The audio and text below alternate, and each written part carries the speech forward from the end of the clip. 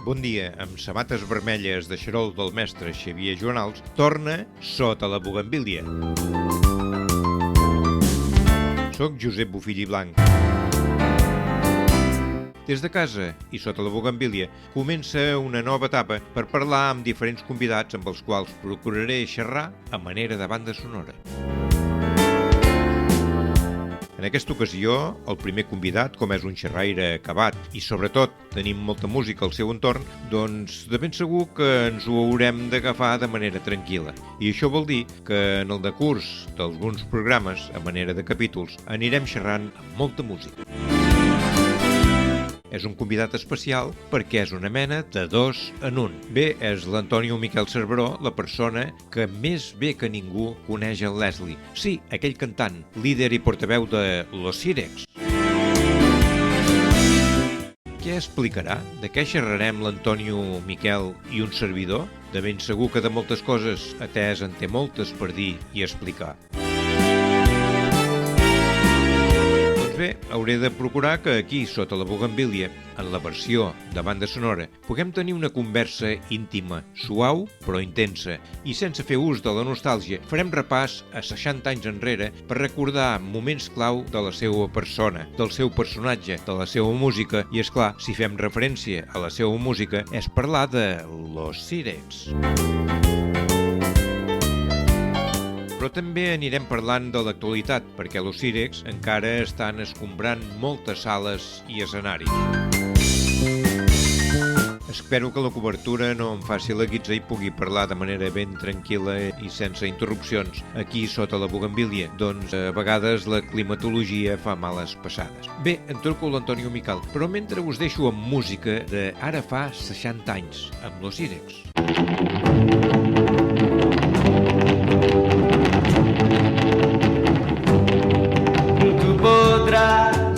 Mi foto destrozar. Tú podrás que te deje de querer, mi amor, que no cesen los latidos de mi corazón, que te deje de querer, mi amor, eso nunca lograrás.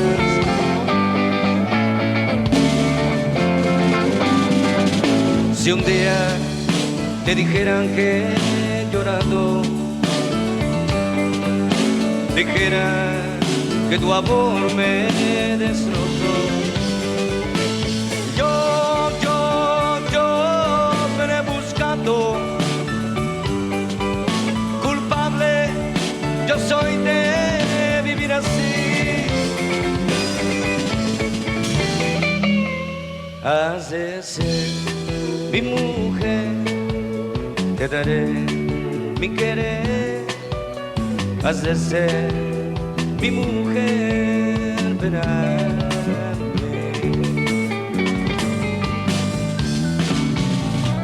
Oigo el ritmo de la lluvia réplica, ya cae, me dice dónde estás, me dice que ya tengo que olvidar tu amor, que un nuevo amor en ti nació.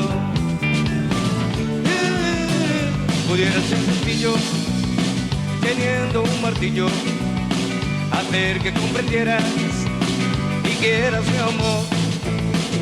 Golpeando, golpeando, tal vez sin ir logrando. Qué bueno, qué bueno, qué bueno saber que tú sientes lo mismo que yo. Qué bueno, qué bueno, qué bueno saber que estoy dentro de tu corazón. Con todas las muchachas soy tremendo, las beso cuando quiero y estoy contento. Si una se resiste no lo comprendo y esa eres tú.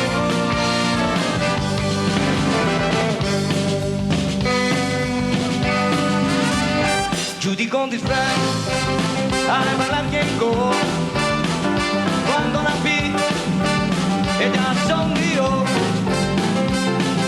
Mis ojos solo vieron en Judy su disfraz. Que se mueran los feos, que se mueran los feos, que no quede ninguno, ninguno, ninguno, ninguno de feo. Pues les quitan las chicas y tiene mucha visa. Muchacha bonita, bonita muchacha, me gusta tu encanto y no sé por qué, me gusta, me gusta, me gusta.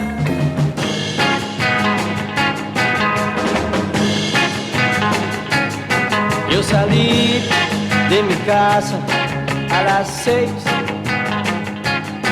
pero antes a una chica yo llamé. Estoy solo sin ti y me acuerdo mucho más lo que has hecho tú en mí. Nadie puede remediar. Quiero tu amor, pienso en ti.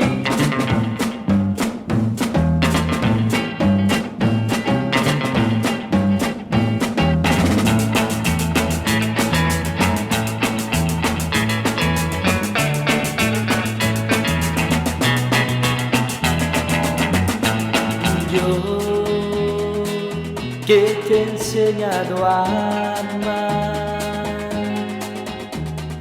tú de mi lado te vas.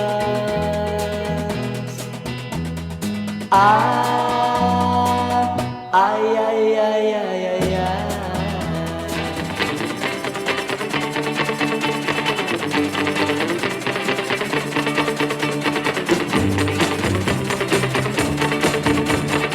Si yo tuviera una escoba,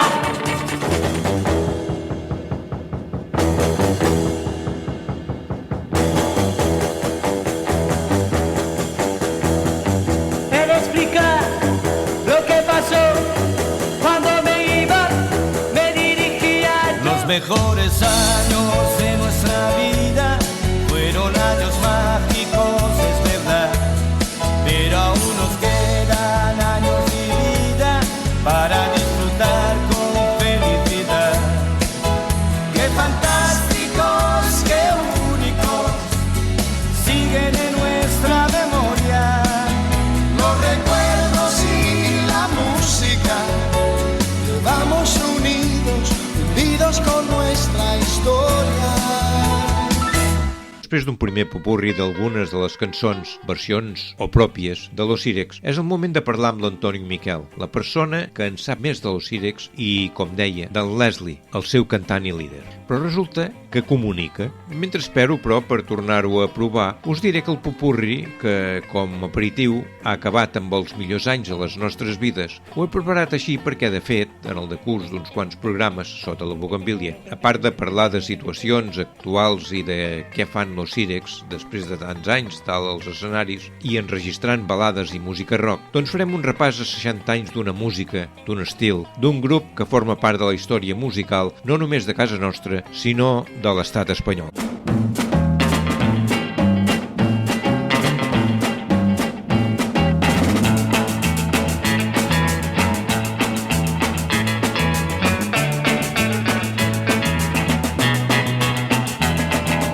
Per tant, mentre espero tornar a fer la trucada, us explicaré que l'any 1982 vaig haver de cobrir pel diari El Punt una actuació de Los Sirex, i així començava la crònica que vaig escriure ara fa 40 anys. No hi ha cap mena de dubte. Són ells, polits, simpàtics i engrescats com sempre. Són Los Sirex, aquell conjunt que pels anys 60 enlluernaren més d'un i que els que ja hem superat la trentena recordem amb una certa nostàlgia. És la nostàlgia d'un temps passat que en escoltar la seva música, la música Sirex, els records, els vells records, no deixen de brollar. El seu estil, l'inconfusible estil d'aquests nois, avui alguns ja amb l'aparició d'alguns cabells blanquinosos, continua sent vigent, tant pels d'ahir com pels d'avui, perquè el seu repertori és renovat i les seves cançons, ja sigui amb ritme melòdic o rock'n'roller, engresca també la nova fornada de joventut.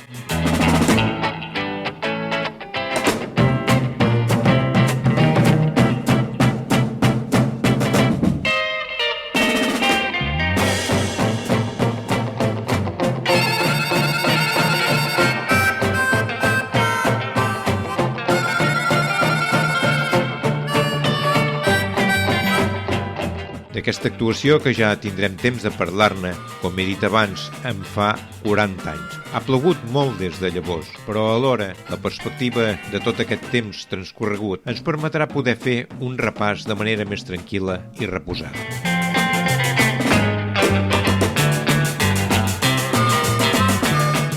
Ostres, estic trucant l'Antonio i el seu mòbil treu fum. I sort que no té WhatsApp, perquè estaria permanentment en línia. Bingo, ja el tinc en línia. Hola, Antonio, bon dia. Bon dia, Josep, com estàs? Encantat de poder-te saludar. Bé, igualment. Escolta'm, primer de tot, per posar-nos en situació i en ambient íntim, ho farem a través d'aquella tarda al jardí, que és un tema musical que faig servir com a sintonia de banda sonora, escrita i interpretada pel músic i compositor palafrugellenc Xavier Joanals. Et sembla bé? Perfecte.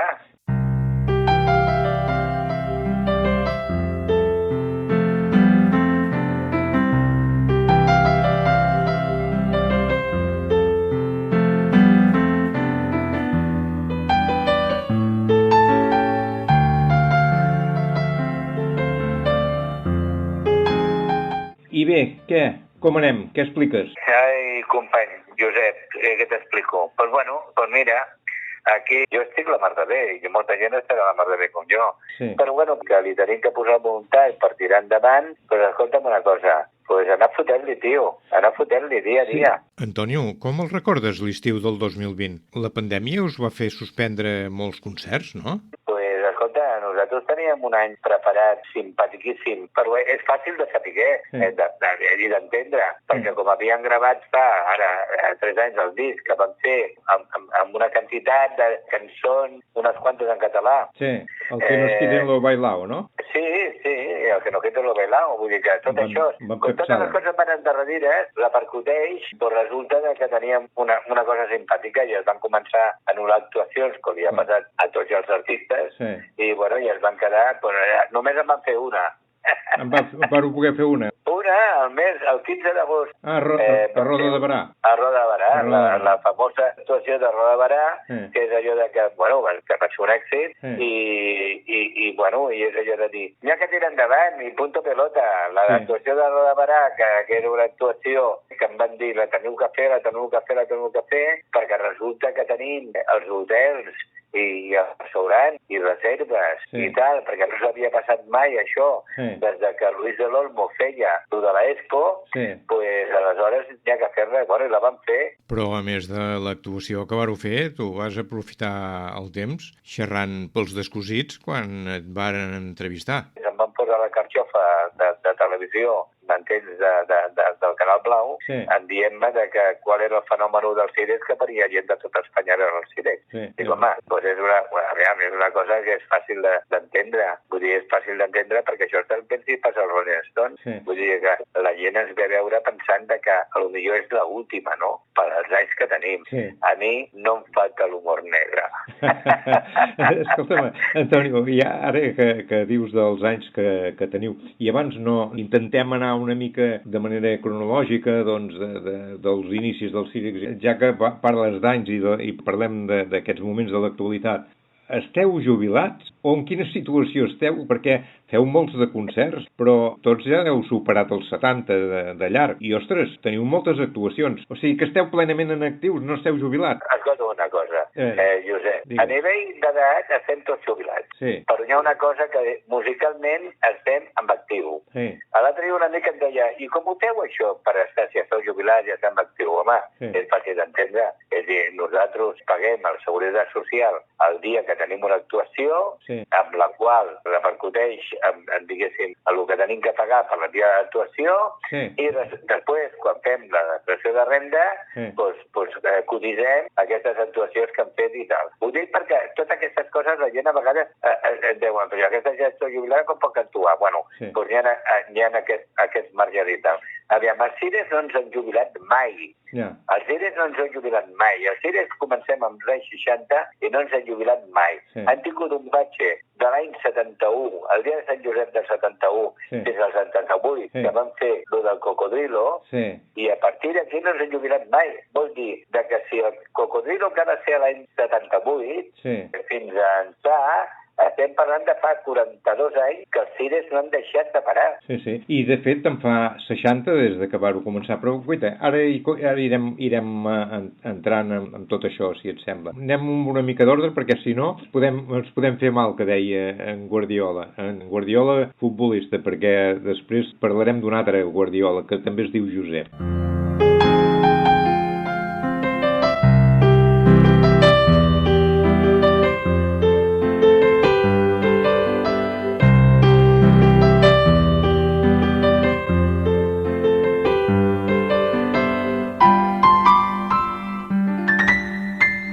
Deia Antonio en el començament que ets la persona que més en saps dels Cirecs i sobretot d'en Leslie, el cantant i líder del grup. Però per no tenir més entretinguda les persones que no sàpiguen que l'Antonio, el teu nom real, i en Leslie, conegut sobretot com a cantant de los Cirecs i també conegut com l'Anxoveta, i tots plegats sou la mateixa persona, comencem per aquí, si et sembla. Perfecte.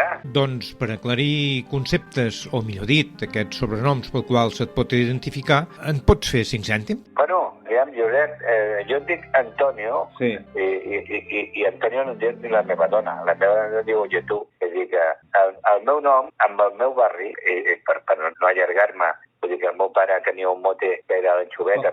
El dir el teu barri vols dir el Barceloneta, no? A la Barceloneta, el meu barri, vull dir que tothom em coneix per l'Anxoveta.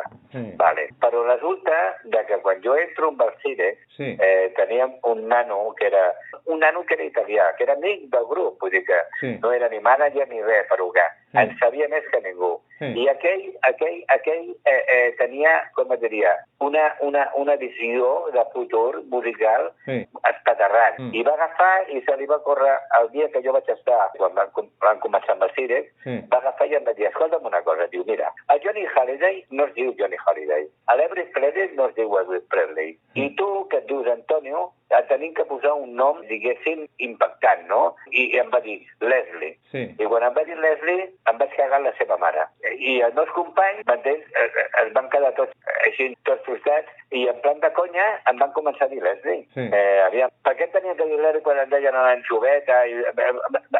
Vaig un altre mote al meu currículum, no? I llavors els meus companys, el Guillermo, el Pepe, el Manolo, tots per enfotre's de mi, em van dir Leslie, i jo deia, la mare que et va parir, Leslie, la mare que et va parir. I a més els encantava, perquè aviam, jo venia amb el meu argot, diguéssim, de paraulotes del meu barri, amb el qual amb ells estaven empalagats. Vaja, que de fet us ho passàveu bé amb tot, fins i tot amb la música. Vosaltres fèieu música per divertir-vos. En aquell moment, nosaltres fèiem música per divertir-nos nosaltres, sense pensar que passaria res darrere del que estàvem fent. Vull dir, mai pensàvem en gravar un disc, mai pensàvem en fer una pel·lícula, mai pensàvem en fer televisió. És a dir, ho fèiem tot per divertir-nos entre nosaltres. I llavors, clar, vull dir que qui anava a pensar que després tot això i el nom de Leslie quedés com marca del cantant del Cirecs. Exacte, és que tothom, una gran part de públic i dels vostres seguidors del Cirecs, del Leslie, doncs se coneix com a Leslie, el cantant del Cirecs. Ah, no, sí. Bueno, perdona. T'ha passat alguna vegada que vas pel carrer, algú al veure-te te cridi Leslie o demani algun autògraf o alguna cosa així? Tu com reacciones? Perquè si te diuen Antonio t'has de girar, i si te diuen Leslie segurament que també, no? Bueno, mira, això és fàcil. Aviam, jo estic un dia actuant a la Corunya. I estic actuant a la Corunya i escolto un del públic que diu Anxoveta, mariconàs! Anxoveta! Canta al Sant Carlos Club! I dic, ui, aquest és de la Barceloneta. Aviam, per què? Perquè els tinc identificats, no? Aviam, Antonio només en diuen, o la família o els 4 amics molt així, apuràdics. Tothom és un Leslie, però ho tinc completament assumit i, a més, ja és un mote adquirit i i per mi, diguéssim, molt entranyable. Amb els anys i assimilat, tot això ho he assimilat. Ja sé que soc el Leslie del Círex.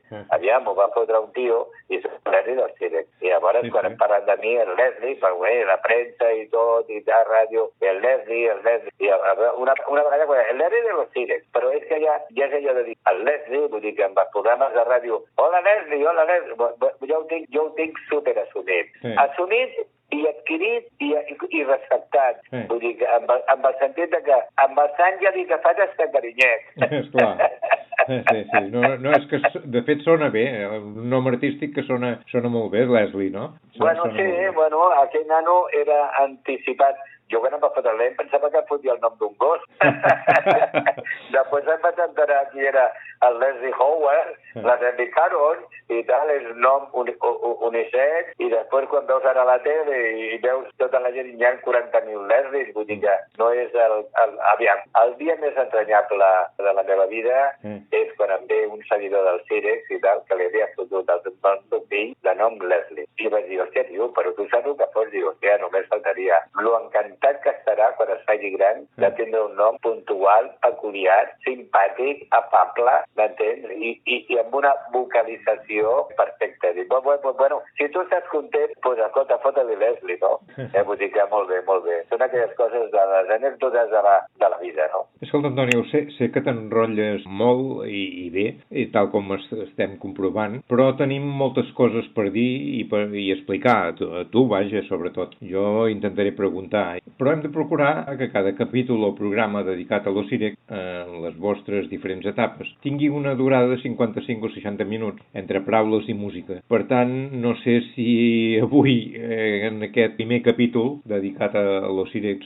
T'estic escoltant entranyablement. Digues, segueix. Sí, no dic que sí, ens en sortirem de cada programa, de cada capítol, fent-lo en 55-60 minuts, ens en sortirem o no?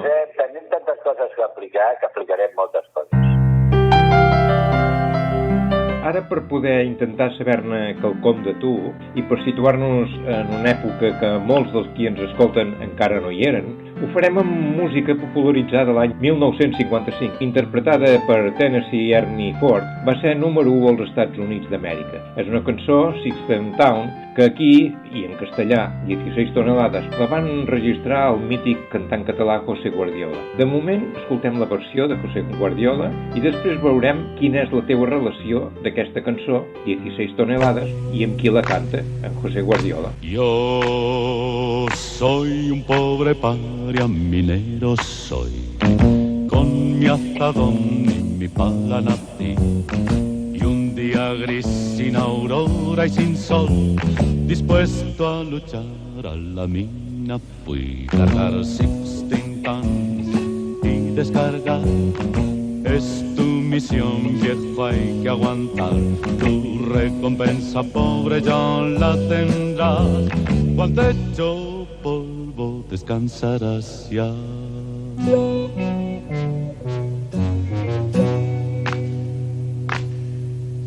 Ya desde que apunta el sol me debo al control y soy para el capataz un número más. Mi nombre es inquietud y preocupación, pero suelen llamarme Polea John. Cargar 16 tons y descargar es tu misión, viejo, hay que aguantar. Tu recompensa, pobre John, la tendrás. Cuando hecho polvo descansarás ya.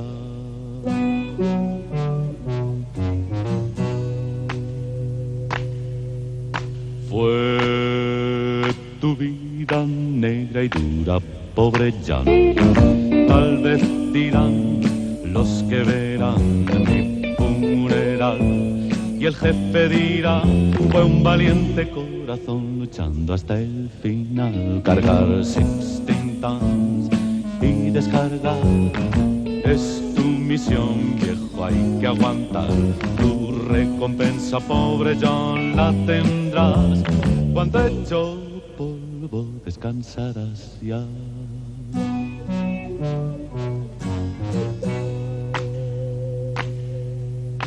Y you see me coming, better step aside. A lot of man didn't, a lot of man died. One fist of iron, the other one still. If the right don't get you, then the left one will. You lost 16 tons, what did you get? Another day, older and deeper on that. St. Peter wrote to call me, 'cause I can go. I owe my soul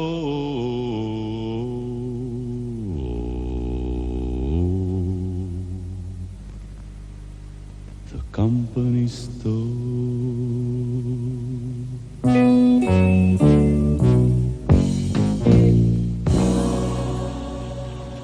Tot i que tu, Antonio Miquel Cerveró, vas néixer al barri de la Barceloneta el 9 de juliol del 1944 i per tant ja tenies entre 10 i 11 anys quan sonava aquesta cançó, val a dir que és la que ens ha servit perquè et traslladis a la Barceloneta en aquells anys de la teua infantesa i expliquis també el per què José Guardiola en aquells temps de ràdio. A veure, què explics de la Barceloneta i de per què José Guardiola? Aviam, si jo et parlo de la Barceloneta, amb els anys que tinc, i jo que soc nano nascut en el barri, doncs aviam, és fàcil d'entendre que el barri ha canviat molt, no? El barri ha canviat molt, però ha canviat el barri, ha canviat mig món, no? Sí. I mitja Catalunya. Sí. Vull dir, tu tens que pensar que jo soc d'un barri mariner, de pescadors, amb el qual els pobres vivien a la Barceloneta. Sí. I a Barcelona els rics vivien a la muntanya, entens? A Sarrià, Pedralbes i tal. Sí. I els pobres vivien a la Barceloneta, que era el barri marginat perquè és el que havia. Mira, fins l'any 92, amb els Jocs Olímpics, mitja Barcelona es va enterar que Barcelona tenia platja, entens? O que tenia mar. Ja està, vull dir que va haver un canvi extraordinari. Però tota la gent que érem d'allà sempre van saber que teníem algo espectacular. Sí. Jo, amb un viatge allà amb els Cirex que vam fer, amb una gira que vam fer a la Marisol, a l'any 70, m'entens, per tota Sud-amèrica, que vam estar 3 mesos viatjant per tota Sud-amèrica. Vam estar a Brasil i quan jo vaig veure Copacabana i Ipanema,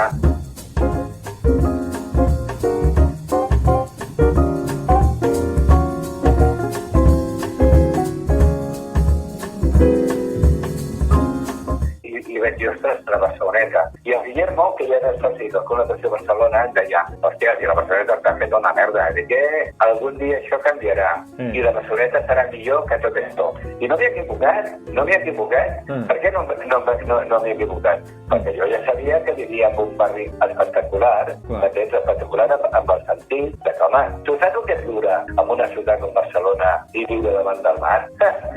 Escolta'm una cosa, que els expliquin ara els que venen als pisos, per dir-ho d'una manera, no? Com aconseguir el litoral de lo que és Barcelona i viure davant del mar. Doncs els catetos, com jo, que vivia a la Barceloneta, doncs tot això ja ho sabia. I a més ho disfrutava. Perquè tu tens que pensar que el pati del meu col·legi era a la platja, perquè allà no teníem per jugar ni teníem per res. És a dir, que ens anàvem a la platja tirant de pedres i ens ho passàvem bomba, perquè teníem allí el mar. El que passa que en aquella època el mar, com estava fet tot una merda, no havia depuradores ni res, estava brut, amb alquitrà, amb xiringuilles, amb preservatius i amb moltes coses que quan obrien les comportes de les porqueries de Barcelona tot anava al mar. Però tot avui en dia ja està més reciclat i avui en dia podem gaudir d'unes platges entranyables, com és la Barceloneta, Sant Sebastià, Marbella, el Somorrostro i tota la història, com era Copacabana, Ipanema...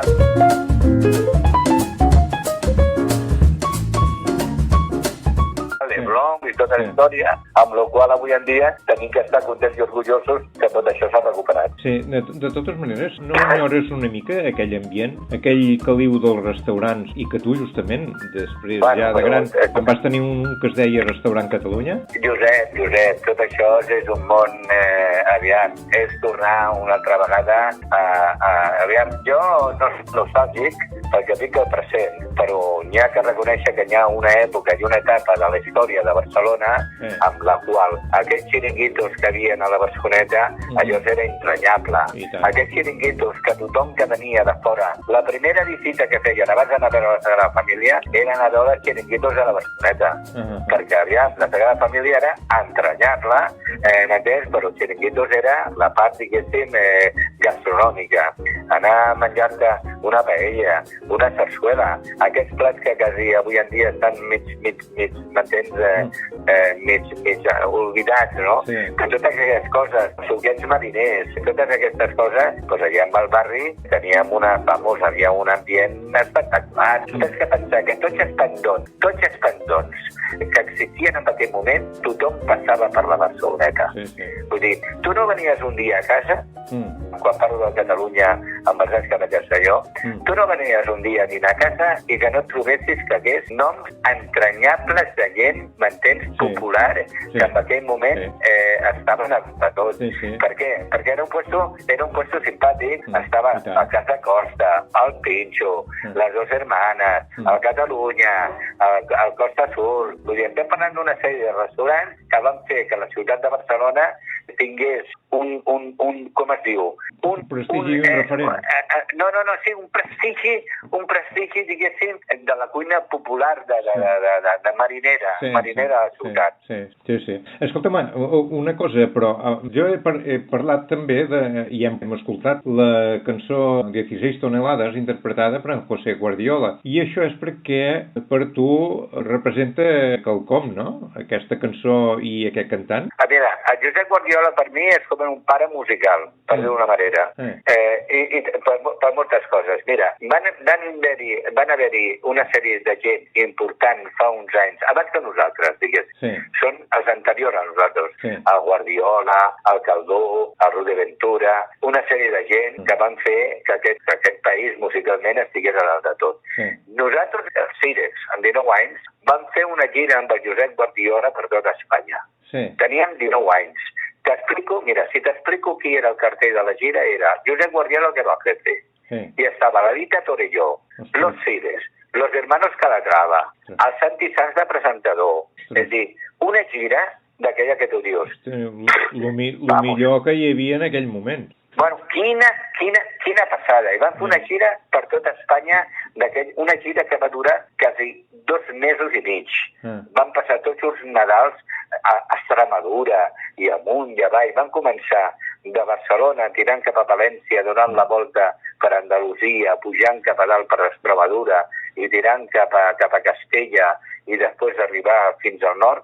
Vull dir, una passada. I llavors allò de dir, jo escoltava cada nit a Guardiola cantant el 16 tonelades. Però això quan eres infant, això, jovenet. Home, jovenet, tenia 19 anys. No, però quan escoltaves les 16 tonelades era el 55. No, però els 16 tonelades, que era abans que tot això que t'estic explicant, ja deia... Tu tenies 10 anys o 11. Home, aviam, jo havia escoltat ja m'entens, el 16 tonelades, m'entens, en diverses versions que s'havien fet, no? En diverses versions, però el Josep Guardiola de 16 tons, mi lloguer. Bueno, allò és una passada, perquè el tio fotia de conya.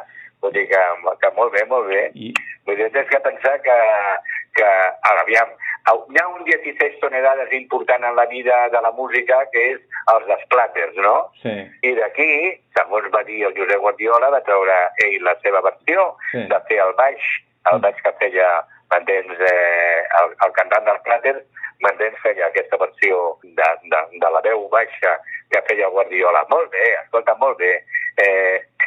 Li tenim que donar un carinyo molt especial per la gent que ha fet coses molt especials. Sí, és ben cert. En José Guardiola ja ho saps que, evidentment que sí, més bé que jo ho deu saber, doncs que més de músic i cantant li agradava molt anar en bicicleta i era un reconegut ciclista. Bueno, era ciclista, era periquito. Exactament, era periquito. Sí, un gran periquito i un gran ciclista. Sí. Desde Texas a Montana, desde Kansas a Oregón, cruza Maki en la baja, con el aire de un ciclón y su camino solitario guían siempre luna y sol. Es su amigo, su caballo, la llanura es su mansión. Un revólver lleva cinto, cuelga un rifle de su arzón y a la espalda con donaire lleva Maki su acordeón. Por los ranchos donde pasa deja un rastro de temor y son muchas las rancheras que suspiran Maki por su amor. Caminante del desierto, los poblados siempre huyó y tiene fama de hombre malo, pero es noble por su valor. Y malas lenguas propagaron que era un paria bravucón, pero Maki de la baja no hizo caso del clamor.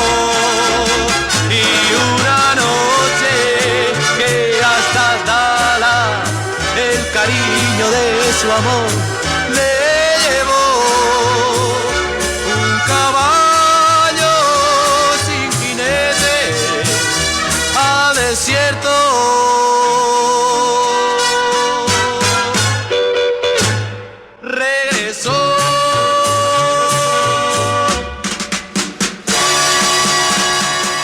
José Guardiola va ser un pioner de la cançó popular espanyola que va tenir un gran èxit a Llatinoamèrica i es va especialitzar a versionar al castellà èxits d'altres idiomes com aquest Maki el Navaja que acabem d'escoltar.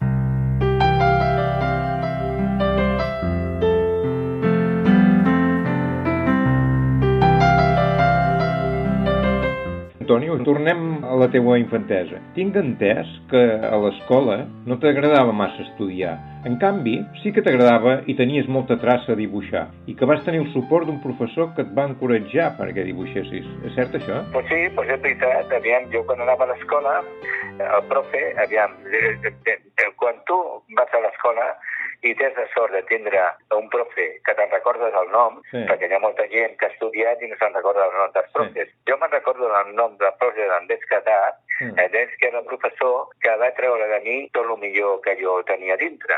Aleshores, ell em va dir, escolta, tu dibuixant tens un do, dibuixes molt bé, sí, tens gràcia, no? Aviam, fent cosetes petitetes, com delineant, per dir d'una manera. Sí. Jo, per exemple, que quan vaig anar amb una acadèmia a pintar i totes les històries, jo hauria sigut un Picasso 2, perquè jo fotia un ull a la front i un ull al cul. Vull dir que em refereixo de que quan feia naturals era un desastre. Sí. Vull dir que les proporcions no les sabia fer. Sí. Però en canvi tenia una gràcia fent les perspectives, sí, m'entens? Sí. I tenia molta gràcia. I aquell profe l'Andrés Catà em va adivinar que jo tenia que dibuixar. Sí. I en aquella època, com tenia la sort de tenir uns padrins, que la paraula padrins ja ho diuen, no? Sí. Tinc uns padrins que m'ajuden a poder estudiar, no? Per exemple, sí, aleshores em van pagar la carrera de dibuix i tota la història. I aquí va començar una miqueta la meva vida, perquè jo, a nivell de col·le, era un d'aquests nanos que també tampoc no m'agrada estudiar. No m'agrada estudiar massa. Aquests estudis de dibuix et van permetre entrar a treballar en una joieria de dissenyador de joies, no? Però aquest va ser el tema. És a dir, quan vaig entrar, diguéssim, a dibuix, amb un professor al carrer Sant Honorat, que avui en dia és el carrer dels Pintors, que estava el pintor Mendés, que era un senyor francès, encantador, i també em va filar, i em va veure que jo tenia gràcia fent aquelles cosetes, boletes, fulletes i tot, de miniatura i tal, aquí, allà. I llavors se li va ocórrer dir, escolta'm una cosa, jo tinc un amic que és joier, a tu no t'agradaria anar a fer cosetes de joieria i tal, aquí. Jo, com tal d'anar al col·le, m'apuntava a un bombardeig. Si em ve sortit en aquella època ser bomber, hauria sigut el tio més feliç de la meva vida.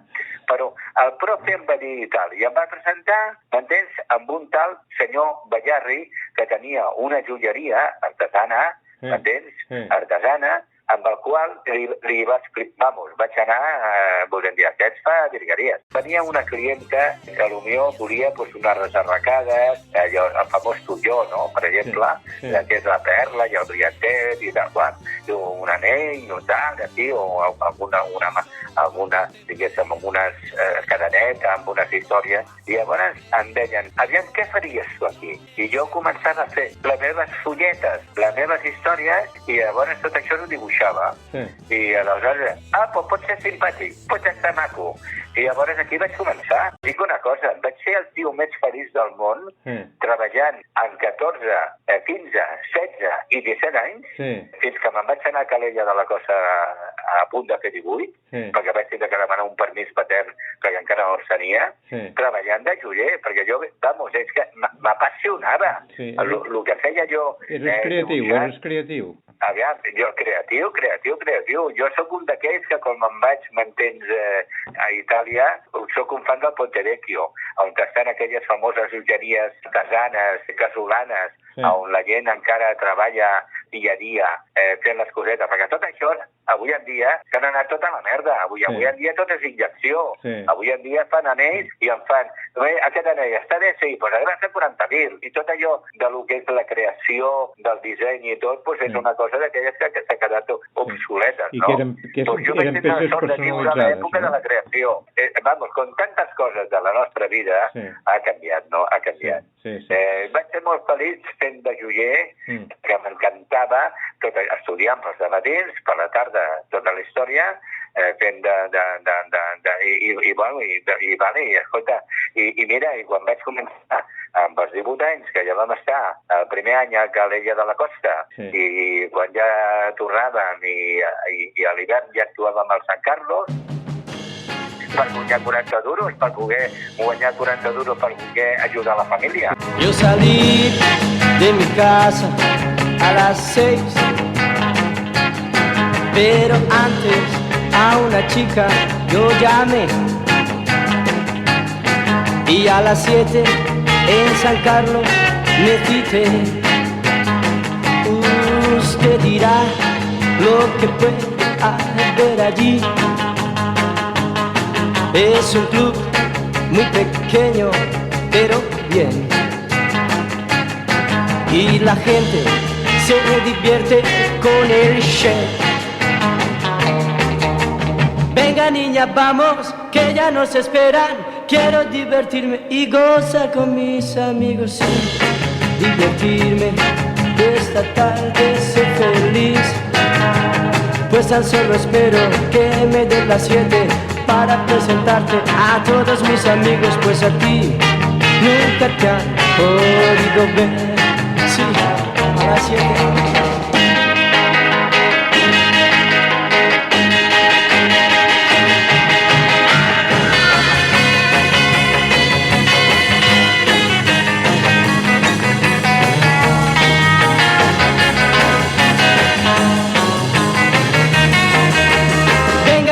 Vamos, que ya nos esperan. Quiero divertirme y gozar con mis amigos al fin. Y divertirme y esta tarde ser feliz. Pues tan solo espero que me den las 7 para presentarte a todos mis amigos. Pues aquí nunca te han podido ver. Pues a ti nunca te han podido ver. Però explica'm una mica, si no ho tinc mal entès, em sembla que la joieria vas passar de treballar-hi només les tardes, a ja ser fixa, i amb els diners que estalviaves, del que cobraves, vas poder comprar la teua primera guitarra. Sí, així va ser, Aviam, jo al taller on treballàvem estava al carrer Mas de l'Ensenyança, que avui en dia no existeix perquè és el que és la plaça Sant Miquel, on està l'Ajuntament de Barcelona, que van tirar l'edifici. A la plaça Sant Miquel de l'Ajuntament de Barcelona, allí estava, a la cantonada del Pas de l'Ensenyança. I jo cada dia anava a treballar caminant des de casa i agafava el carrer Ample, i al carrer Ample estava la casa, m'entens, estava la casa Estruc, la famosa fer guitarres i tota la història, i jo passava per allí, em veia les guitarres, quina il·lusió. Però jo no en tenia ni puta idea, vull dir, és allò de... Em veia les guitarres i m'agradaven, però jo musicalment no tenia ni idea de res. No tenies cap noció. Però degut a les festes que feia, la mare em deia, això t'ho quedes tu, això t'ho quedes tu.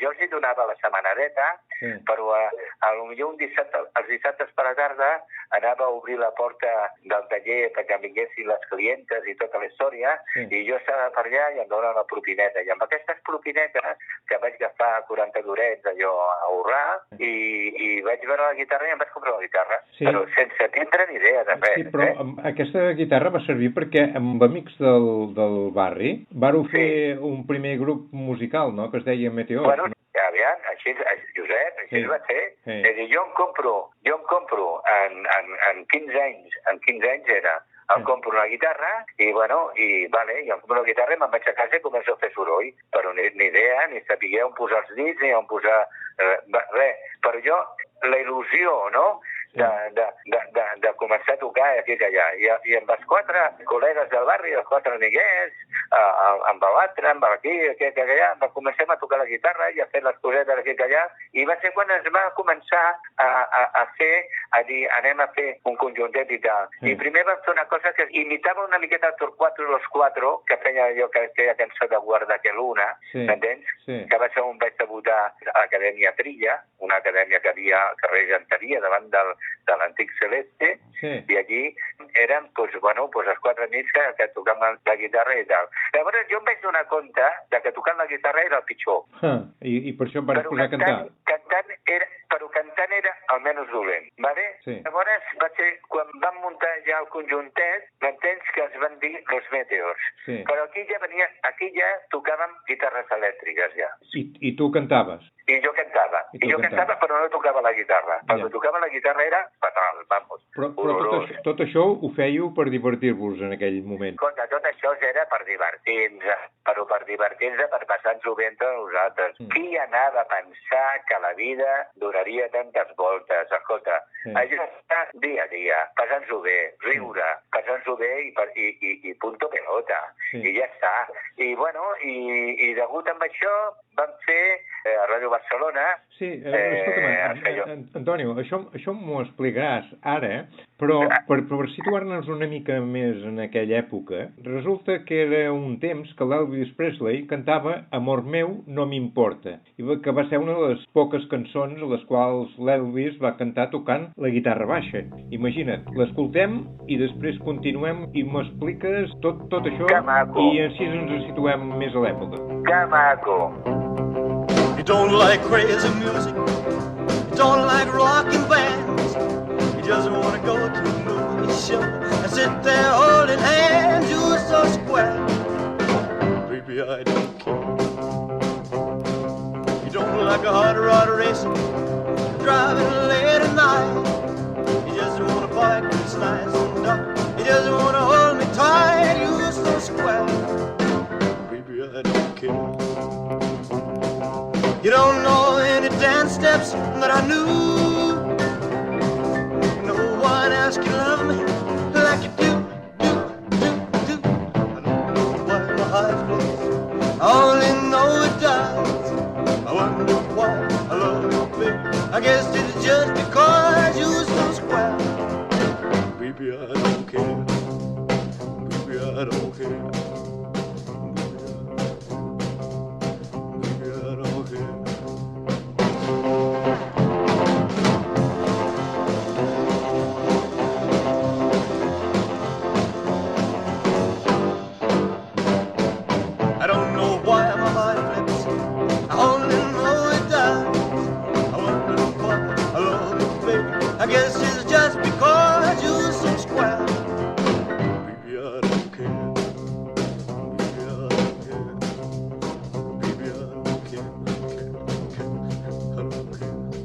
Però bé, ja som al 1960. Tenies 16 anys i amb el teu grup, els Meteors, vareu actuar, tal com ja començaves a dir, en un programa del mític Joaquín Soler Serrano a Ràdio Barcelona. Va ser llavors quan et van veure i sentir cantar Los Sirex i et van proposar afegir-te al grup? És així, més o menys, això? Així va ser. És a dir, el Sirex, a Ràdio Barcelona, amb aquell famós show de les dos, que es deia, que al principi ho feia Joaquín Soler Serrano, el presenten els Sirex, el presenten els Mustang i el presenten una sèrie de conjunts de l'època. I els Sirex surten a cantar, surten amb Mustang i sortim els Meteors. I sortim els Meteors i surto jo cantant amb els Meteors i com jo, a mi em passava cantant com a Flores. Com no he sabut mai cantar, el primer que feia era fotre'm de genolls a terra i cridar. Entens o no? I m'ho passava bomba, a mi m'encantava. Després això es va dir heavy, però jo em vaig adelantar la pel·lícula. Ara que parlaves de la Lola Flores, Antonio, tu sempre expliques una cosa del quan va anar per primera vegada a Nova York i en certa manera la relaciones amb tu.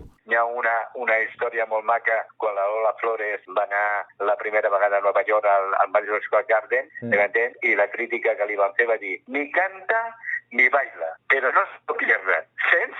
I això era una miqueta que jo treia la veu fotent el genoll a terra i cridant i tota la història. Però tot això va ser part també de la meva vida, no pensis? Vull dir que va durar molts anys d'aquesta manera. Però què vols dir, Antonio? Perquè vam estar cantant i cantàvem aquelles cançons del Jerry Vincent, el Come On Everybody, i totes aquestes cançons, perquè tot això no ho feia ningú i només ho feien nosaltres perquè havien tingut la sort amb el restaurant del Hawaii, del meu company que era el guitarra, el Benjamín, venien els marines, Barcelona amb els anys 60 estava invadida per la sexta flota americana.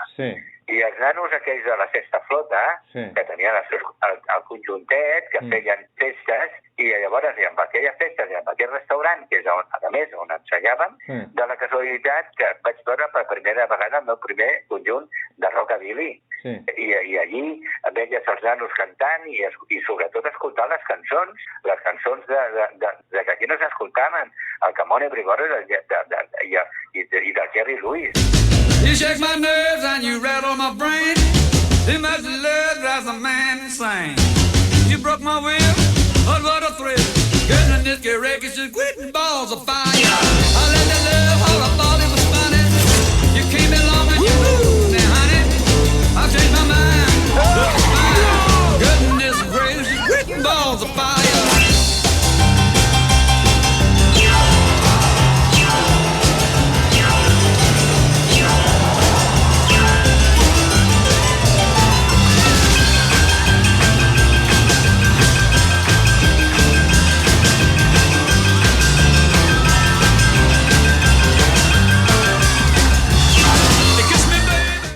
Aquestes coses, una sèrie de cançons que aquí no arribaven i nosaltres anàvem adelantats a l'època, per dir d'una manera. Parlo dels Meteors, no?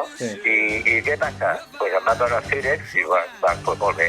I a partir d'aquí, pues jo no vaig donar major importància, va ser una anècdota més. Antonio, una cosa, aquí hi ha una cosa...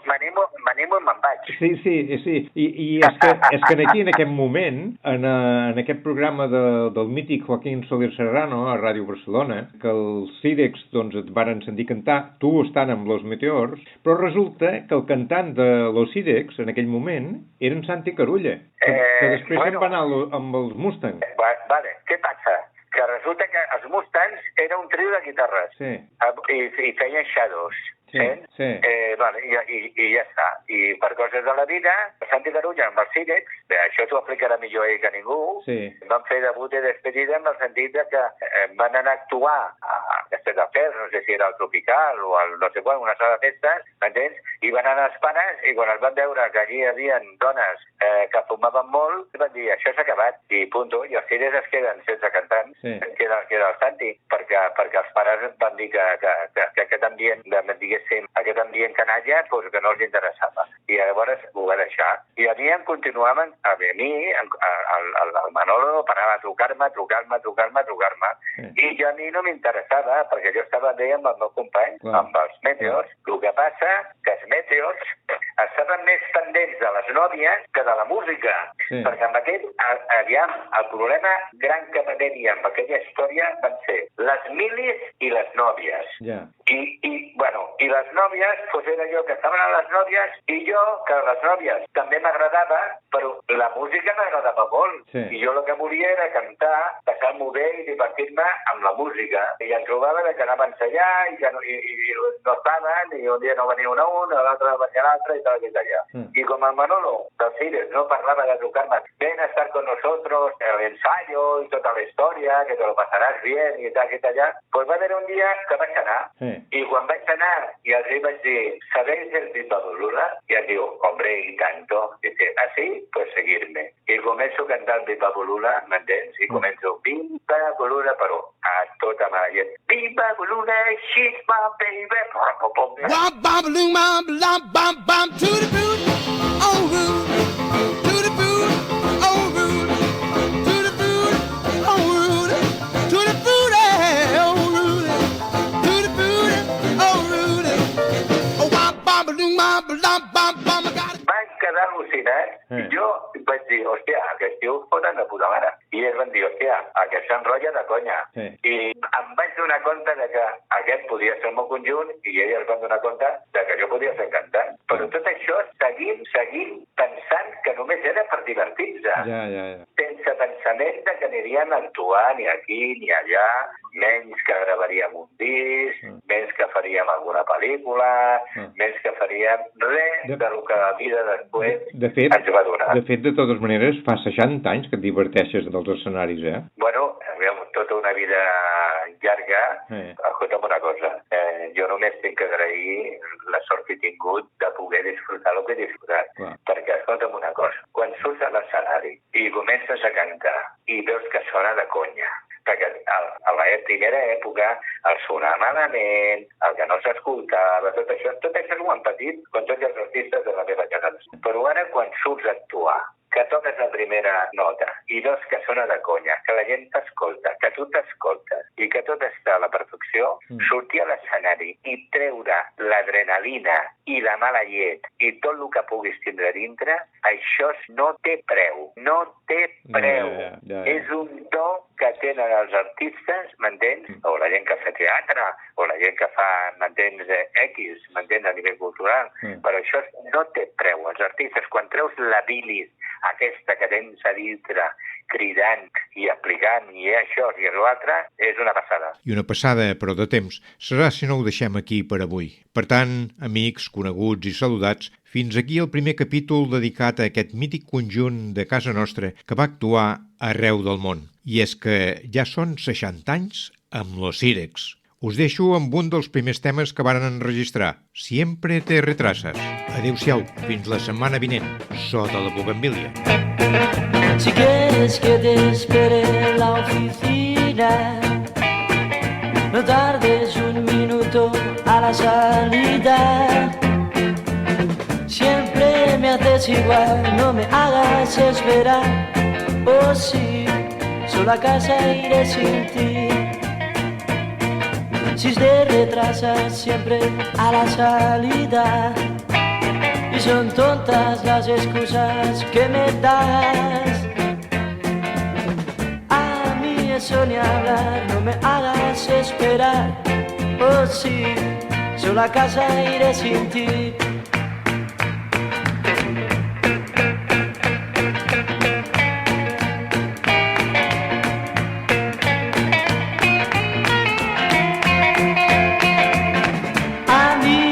Ni hablar, no me hagas esperar. Oh sí, solo a casa iré sin ti.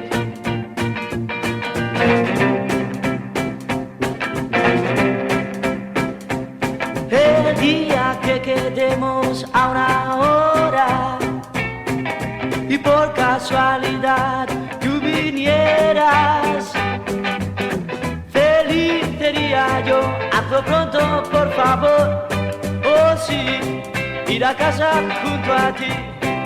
Yeah. Oh sí, ir a casa junto a ti.